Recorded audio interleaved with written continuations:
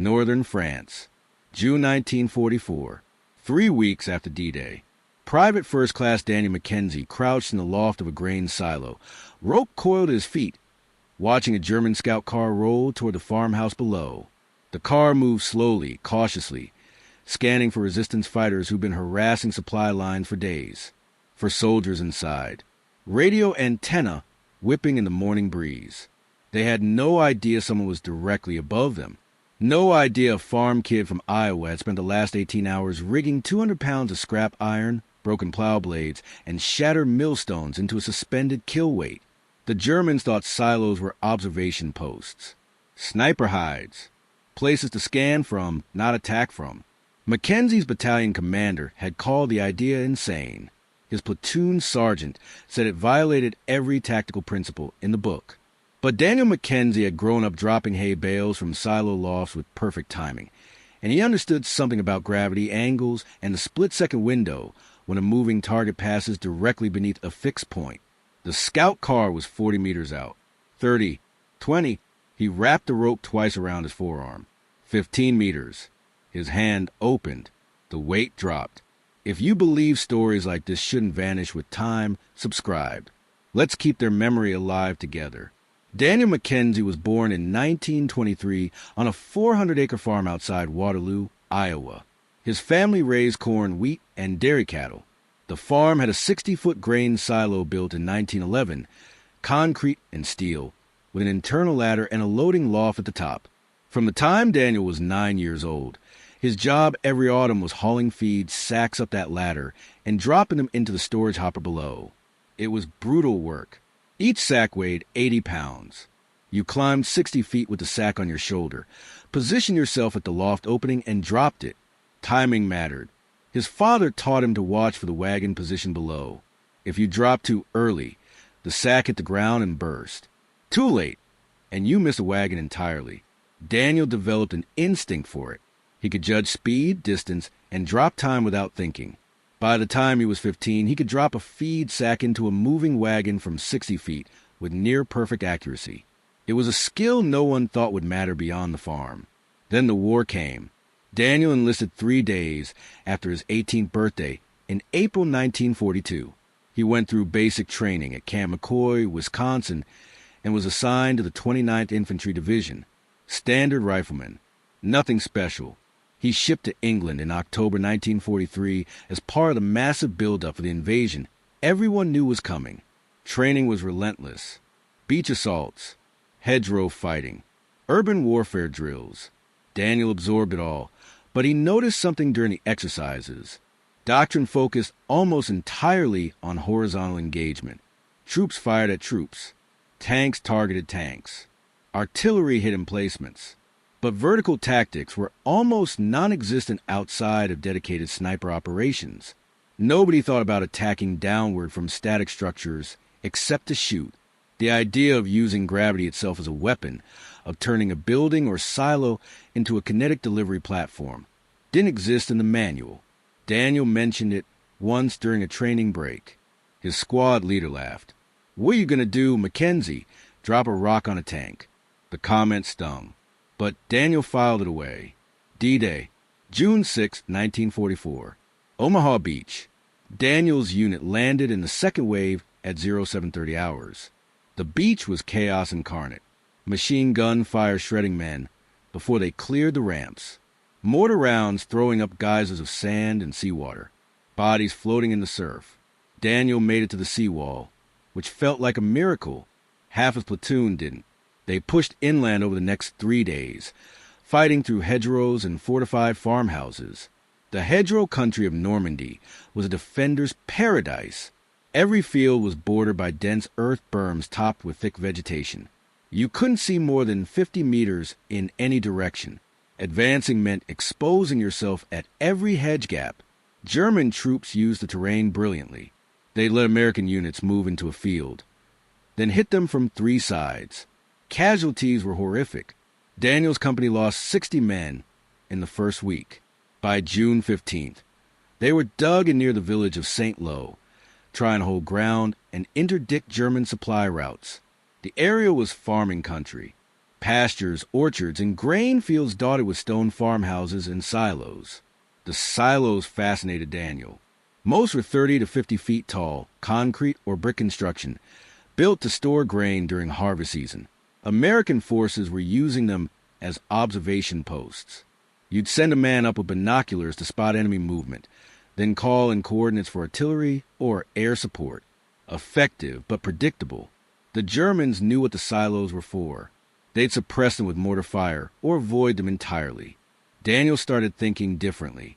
A silo wasn't just a place to see from. It was a drop point, a gravity well. If you positioned something heavy at the top and waited for the right target to pass underneath, you didn't need explosives or ammunition. You just needed timing. The idea solidified in his mind on June 18th when his squad was pinned down by a German machine gun team operating from a farmhouse 200 meters away. The team would fire, displace, and reappear from a different window. Standard suppression wasn't working. They needed something unexpected. Daniel noticed a grain silo 80 meters from a farmhouse. It had a clear line of drop to the courtyard where the Germans were repositioning between firing points. He approached his squad leader, Sergeant Raymond Holt, with the idea. Holt listened, then shook his head. You want to climb a silo, stack a bunch of junk at the top, and drop it on Germans when they walk underneath? Mackenzie, that's the dumbest thing I've heard all week. Daniel pressed. It's not dumb if it works, Sergeant. We can't flank them. We can't suppress them. But if I can time a drop, I can take out that machine gun team without firing a shot. Holt stared at him. And if you miss, you wasted 6 hours and exposed yourself for nothing. Daniel met his eyes. If I miss, I climb down and we try something else. But I won't miss. Holt thought about it. Then he sighed. You've got until dawn. If this doesn't work, we call in artillery and blow the whole damn farmhouse. Daniel spent the next 4 hours preparing. He scavenged materials from abandoned farm equipment, broken plow blades, chunks of millstone, sections of iron fencing, anything dense and heavy. He used rope and wire to bundle it into a compact mass, roughly 2 feet across, and weighing close to 200 pounds. The construction was crude but functional. The weight would drop in a tight package, minimizing air resistance and maximizing impact force. He climbed the silo just before midnight, hauling the weight up in stages. The ladder was rusted and narrow. Every step felt like the rungs might give way. At the top, he secured the weight to a rope loop through a pulley system he'd rigged using salvaged barn hardware. The setup allowed him to hold the weight suspended, then release it instantly by letting go of the rope. It wasn't sophisticated, but it didn't need to be. Gravity would do the work. The German machine gun team resumed activity at 0400 hours. Daniel watched from the silo loft, tracking their movement pattern. They fired from the east window for 30 seconds, then displaced the north window, crossed the courtyard to reposition ammunition, then returned to the east. The courtyard crossing was the vulnerability. They moved fast, but they moved predictably. Daniel calculated the timing. From release to impact at 50 feet of drop height, the weight would fall for approximately 1.7 seconds. The Germans crossed the courtyard in roughly 4 seconds. That gave him a 2-second window. He had to release the moment they entered the courtyard, and the weight would hit mid-crossing. He waited through 2 full cycles, memorizing the rhythm. On the 3rd cycle, he committed.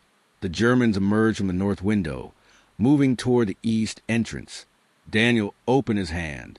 The rope slid free. The weight dropped. 1 second. 2 seconds. Impact. The sound was catastrophic. Metal hitting stone and flesh with a wet, crunching finality. The 2-man machine gun team went down instantly. 1 soldier died on impact. The other was pinned under the weight, screaming. German voices shouted from inside the farmhouse. Confusion. Panic. They didn't know what had happened. No gunshot. No explosion. Just sudden devastation from above. Daniel didn't wait. He climbed down the ladder, moving fast but controlled. By the time he reached the ground, Sergeant Holt and the rest of the squad were already advancing on the farmhouse. The Germans inside, rattled and leaderless without the machine gun team, surrendered within 5 minutes. Holt found Daniel afterward, staring at the courtyard. He didn't say anything for a long moment. Then he clapped Daniel on the shoulder. "I take it back. That wasn't dumb. That was the strangest damn thing I've ever seen work." Word spread through the company.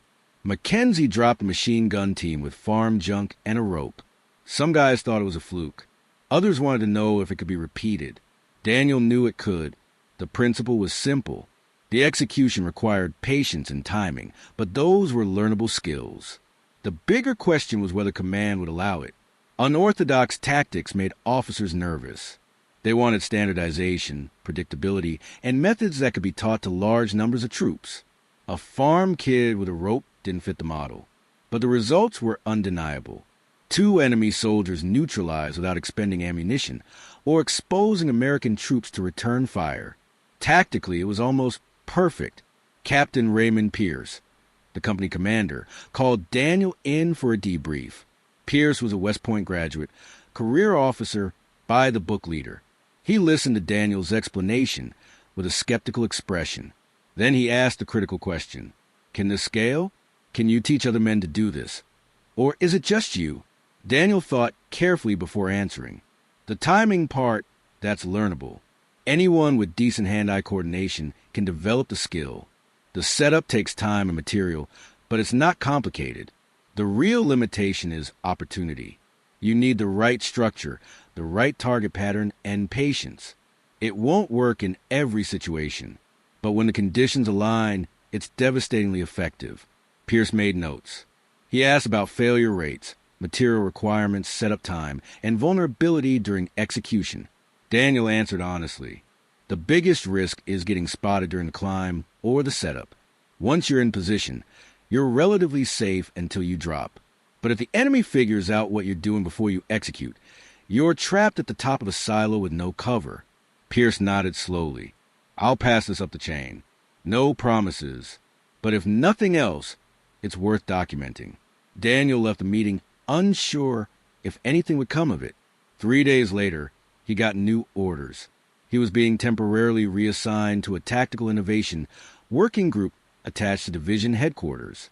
His job was to demonstrate the silo drop technique and assess its broader applicability. The working group was a strange assignment, a mix of combat veterans and staff officers trying to catalog field innovations that might be worth formalizing. Most of the ideas were incremental improvements, better ways to clear bunkers, modified grenade throwing techniques, small arms handling adjustments. Daniel's silo drop was the most unconventional thing they'd seen. The group set up a demonstration at a captured German supply depot that included several farm structures, including a 40-foot silo. Daniel rigged a weight, briefed the observers, and executed a drop on a stationary target. Perfect hit. Then they brought in a moving truck to simulate a vehicle target. Daniel waited for the right moment and dropped again. The weight missed the truck bed by 3 feet. Close, but not a kill. He tried twice more with moving targets. 1 hit, 1 miss. The results were mixed. Some officers were impressed. Others pointed out the inconsistency. A 50% hit rate against moving targets wasn't reliable enough for doctrine. But one officer saw something different. Major Thomas Brennan, an intelligence liaison, pulled Daniel aside after the demonstration. "The value isn't the hit rate," Brennan said. "The value is the psychological effect. Imagine you're a German supply driver.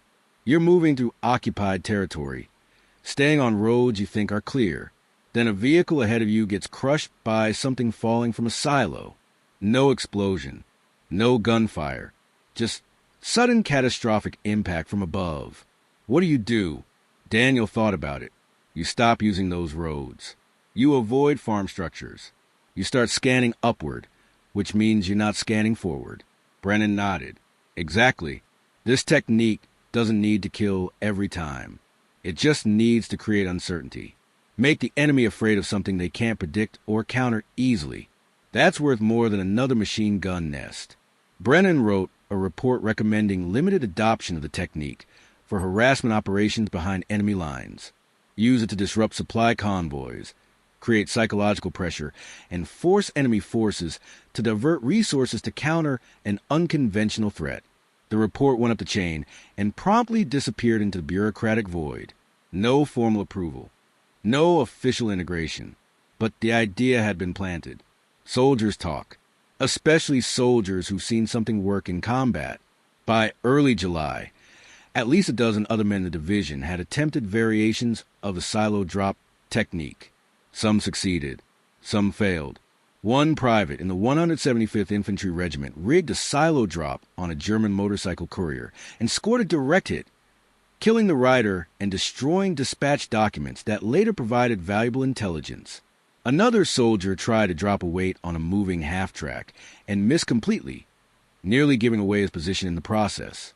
The technique was proving exactly what Daniel had predicted: effective when conditions aligned, risky when they didn't, not suitable for every situation, but valuable in the right hands. Then came the scout car. July 22nd, 1944. Daniel's unit was operating near the town of Purriers, tasked with interdicting German reconnaissance operations. Enemy scout cars were probing American positions, mapping defenses, and radioing coordinates back for artillery strikes. Standard ambush tactics weren't working well. The scout cars were fast, lightly armored, and operated in pairs. Hit one, and the other would escape and report. You needed to neutralize both simultaneously, which required perfect coordination. Daniel's platoon was dug in near a farmhouse complex that included a tall grain silo with clear sight lines to the main road.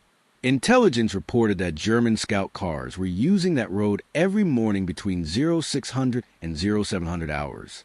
Daniel proposed a silo drop ambush combined with ground element. The silo drop would take out the lead vehicle. A bazooka team would hit the trail vehicle simultaneously. Sergeant Holt approved the plan. Daniel spent the afternoon of July 21st preparing. He climbed the silo and assessed angles. The road passed within 15 meters of the silo base. At 60 feet of height, that gave him a workable drop cone. He constructed the weight carefully, using scavenged metal and stone, binding it tightly to ensure it wouldn't tumble during the fall. The final package weighed 230 pounds. He rigged the pulley system and tested the release mechanism 3 times. Everything worked smoothly. He briefed the bazooka team, a 2-man crew led by Corporal Eddie Morales. Timing was critical. Daniel would signal by raising his left arm when the lead scout car entered the drop zone.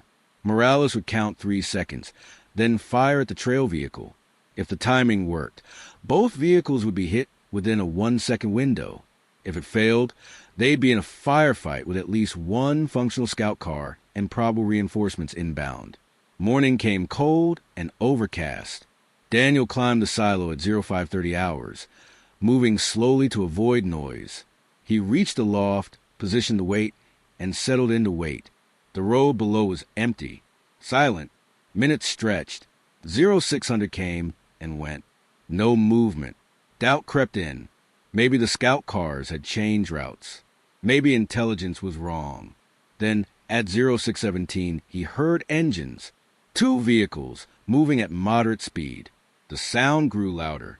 Daniel edged forward, looking down. 2 German scout cars appeared from the tree line, moving in column formation, 20 meters apart, for soldiers in each vehicle. Radio antennas visible. He felt his pulse spike. This was it. The lead car approached the drop zone. Daniel tracked its speed, roughly 30 kilometers per hour. He calculated in his head. At that speed, the vehicle would cross the 15-meter zone in roughly 1.8 seconds. His drop time from release to impact was 1.7 seconds. The margin was razor thin. The lead car entered the zone. Daniel raised his left arm. Morales would be counting. Daniel focused entirely on the vehicle. Engine noise. Tire crunch on gravel. The front bumper passed the optimal release point. His hand opened. The weight plummeted. It fell in near silence. Just a whisper of rope sliding through the pulley. 1 second. The weight accelerated. 2 seconds. The scout car rolled forward, oblivious. Impact. The weight hit the vehicles directly behind the front axle, punching through thin armor and collapsing the engine block. The car lurched violently, front wheels buckling and skidded sideways. Metal shrieked. Soldiers inside were thrown forward. One was ejected through the open top. Behind, Morales fired. The bazooka round hit the trail scout car's front quarter panel. Explosion. Fire. The vehicle swerved, hit a ditch, and overturned. Both scout cars were destroyed within 2 seconds of each other. No return fire. No radio transmission. Complete surprise. Daniel descended the ladder, hands shaking from adrenaline. By the time he reached the ground, the rest of the platoon was already securing the site. Both scout cars were wrecked beyond recovery. 7 German soldiers dead. 1 wounded and captured. Maps and radio codes recovered from the lead vehicle provided intelligence that later disrupted German artillery coordination in the sector. Sergeant Holt approached Daniel, shaking his head in disbelief. I watched the whole thing. I still don't believe it. You just dropped a barn on a car. Daniel managed a weak smile. It was a silo, Sergeant. Holt laughed. Whatever it was, it worked. Division's going to hear about this. And they did. The engagement report detailed the silo drop ambush and its results. 2 enemy vehicles destroyed, valuable intelligence recovered, no American casualties. The technique couldn't be ignored anymore, but recognition came slowly. The after-action report praised the tactical success, but noted the technique's limited scalability. It required specific terrain, structures, and target behavior. You couldn't train an entire infantry company to execute silo drops. It was a niche capability, useful in certain environments, but not a game changer. Division command filed a report and moved on. No medals, no commendations. Daniel went back to regular infantry operations. He participated in the breakout from Normandy, the liberation of Paris, and the push toward Germany. He never used the silo drop technique again. There was never the right combination of structure, target, and time. The war moved too fast. By the time Germany surrendered in May 1945, the silo drop ambush was a footnote in 1 battalion's operational history. Most people had forgotten it ever happened. Daniel returned to Iowa in October 1945. He went back to farming. The silo on his family's property was still standing, the same 60-foot structure where he'd learned to drop feed sacks as a boy. He climbed it once after coming home, stood at the top, and looked down. The height felt different now. Not scary, not challenging, just familiar. He thought about the scout car, the weight falling, the sound of impact. He didn't talk about it much. When veterans gathered at the local VFW hall, they'd swap stories. Beach landings, tank battles, urban fighting. Daniel would listen, smile, nod. If someone asked what he did in the war, he'd say infantry, riflemen, standard stuff. No one pressed for details. The silo drop felt too strange to explain, too specific. He wasn't sure people would believe it anyway. Decades later, in 1989, a military historian researching unconventional tactics in World War II came across the after-action report from July 1944. The report mentioned a silo-based kinetic ambush with a detailed description of execution and results. The historian tracked down Daniel, now 66 years old and still living in Iowa. They met at the farmhouse, and the historian asked if the report was accurate. Daniel confirmed it, every detail.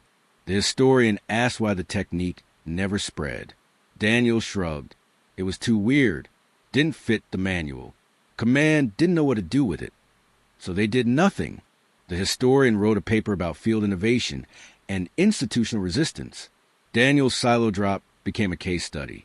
A perfect example of how effective tactics can be ignored simply because they don't conform to existing frameworks.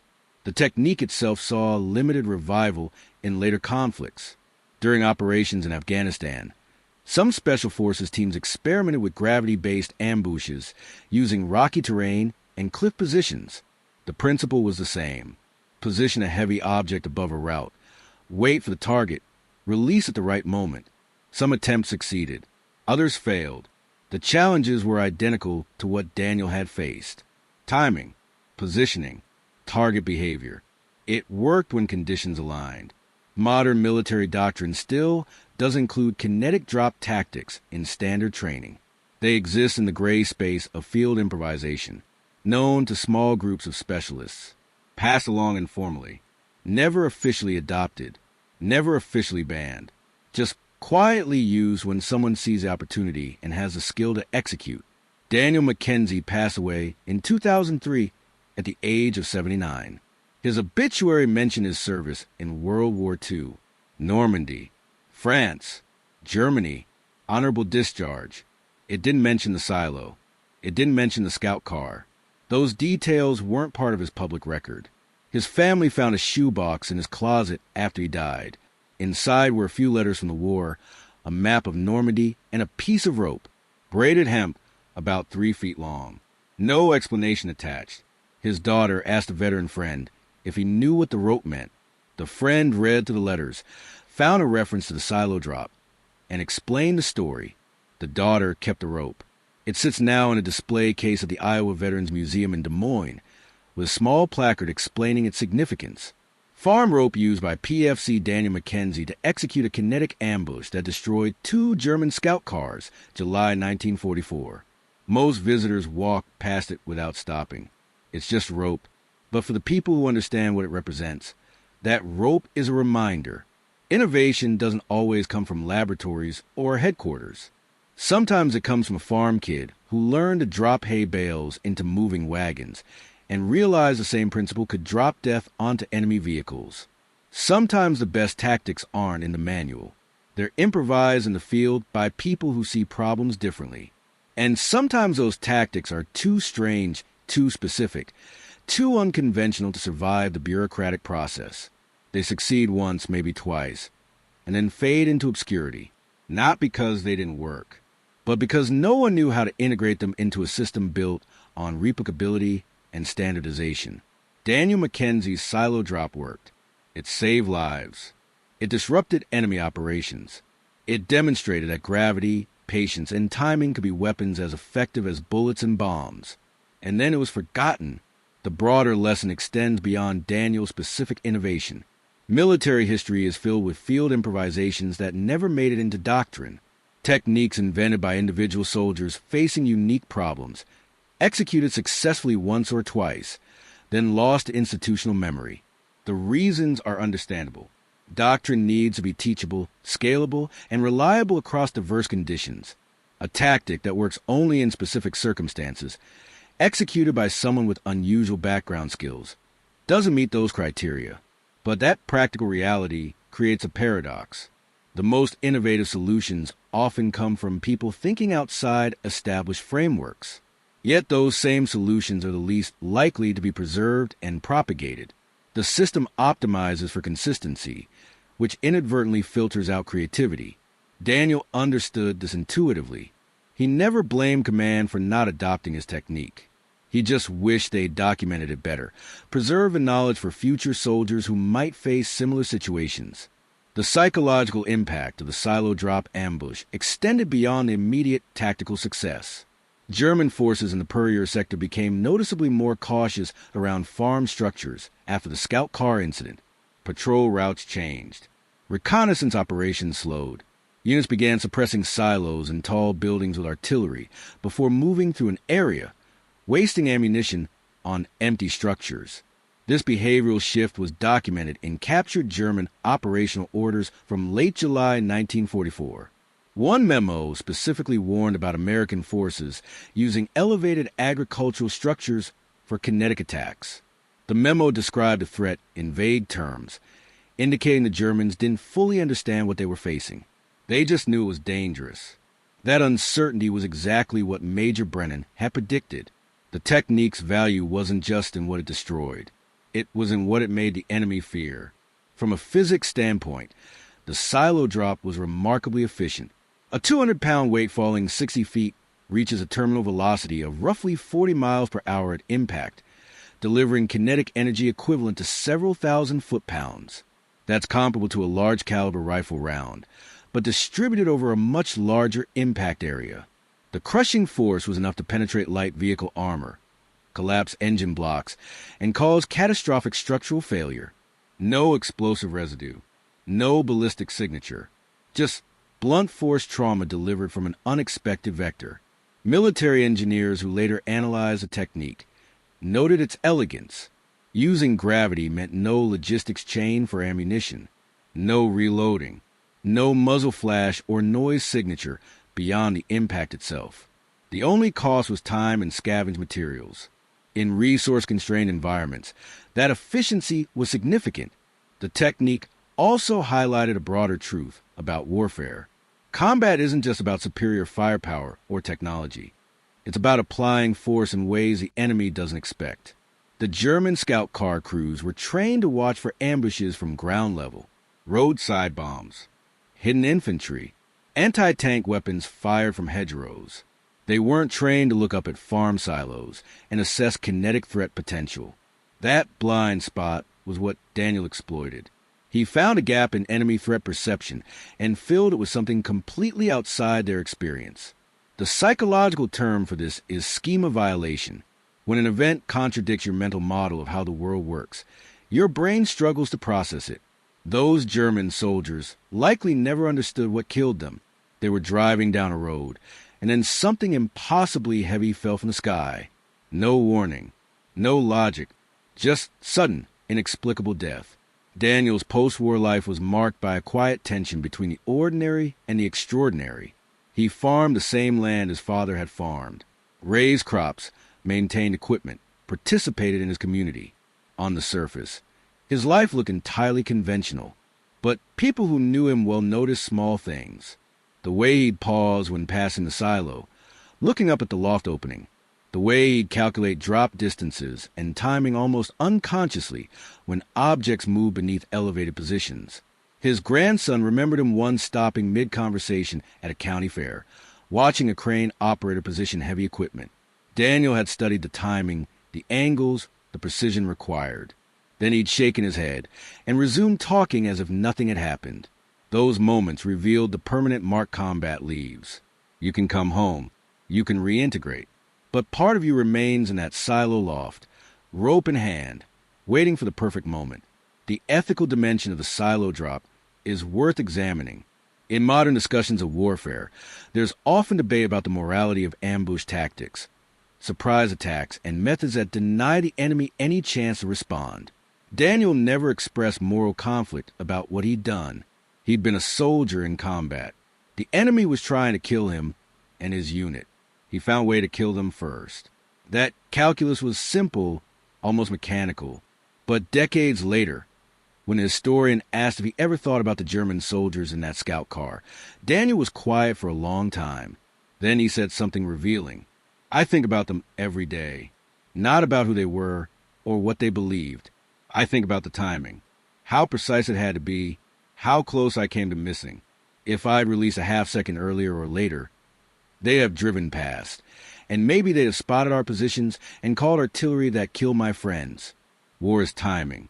That's all it is. Who acts first? Who reacts fastest? The rest is just noise. That perspective reflects a particular kind of combat mindset, not glorifying violence, not seeking it, but understanding that in the narrow window of engagement, effectiveness is the only metric that matters. Daniel wasn't a philosopher or strategist. He was a farm kid who understood gravity and timing, and when those skills became militarily relevant, he used them. The moral weight came later, in the quiet decades after, when he had time to reflect on what it meant to kill people from above without giving them a chance to fight back. He never reached a comfortable conclusion. He just lived with the complexity. That's what most combat veterans do. They carry the weight and keep moving forward. The legacy of Daniel Mackenzie's silo drop ambush lives in unexpected places. A small mention in a declassified after-action report. A piece of rope in a museum display case. A paragraph in an academic paper about military innovation. These fragments don't add up to fame or recognition, but they preserve something important. The knowledge that one man, facing an impossible problem, looked up instead of forward and found a solution no one else had considered. That act of creative problem solving, executed under life or death pressure, represents the best of what humans can do in the worst circumstances. It's not about glory. It's about survival, innovation, and the refusal to accept that the only options are the ones you've been given. If this story moved your heart even once, subscribe. It's the least tribute we can give to men like Daniel, who turned farmyard skills into battlefield victories and never asked for recognition.